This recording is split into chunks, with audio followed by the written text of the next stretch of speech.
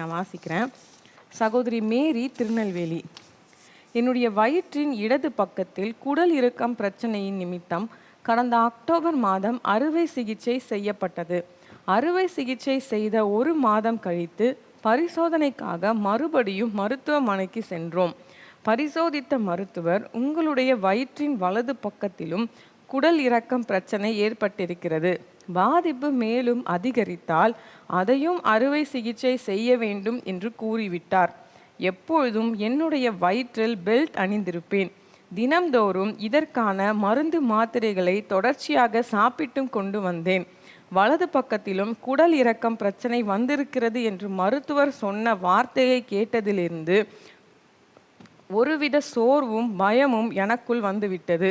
இப்படிப்பட்ட சூழ்நிலையில் கடந்த ஏப்ரல் மாதத்தில் ஒரு நாள் ஜெபிக்கலாம் வாங்க நேரலை நிகழ்ச்சியை பார்த்தேன். ஜெப நேரத்தில் என்னுடைய வயிற்றில் கைகளை வைத்து இயேசுவிடம் மிகுந்த பாரத்தோடு ஜெபம் செய்தேன். நான் ஜெபித்து கொண்டிருக்கும் போது என்னுடைய வயிற்றில் தேவனுடைய வல்லமை இறங்கியதை உணர்ந்தேன்.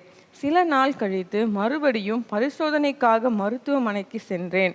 பரிசோதித்த மருத்துவர், இப்பொழுது குடல் இறக்கம் பாதிப்பு உங்களுக்கு இல்லை, எல்லாம் நார்மலாக இருக்கிறது, இனிமேல் பெல்ட் அணிய வேண்டாம், தொடர்ச்சியாக சாப்பிட்டு வந்த மாத்திரையையும் சாப்பிட வேண்டாம் என்று கூறிவிட்டார்.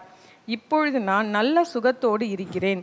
ஜெபத்தை கேட்டு குடல் இறக்கம் பாதிப்பை நீக்கி அற்புத சுகம் தந்த இயேசுவுக்கே நன்றி செலுத்துகிறேன்.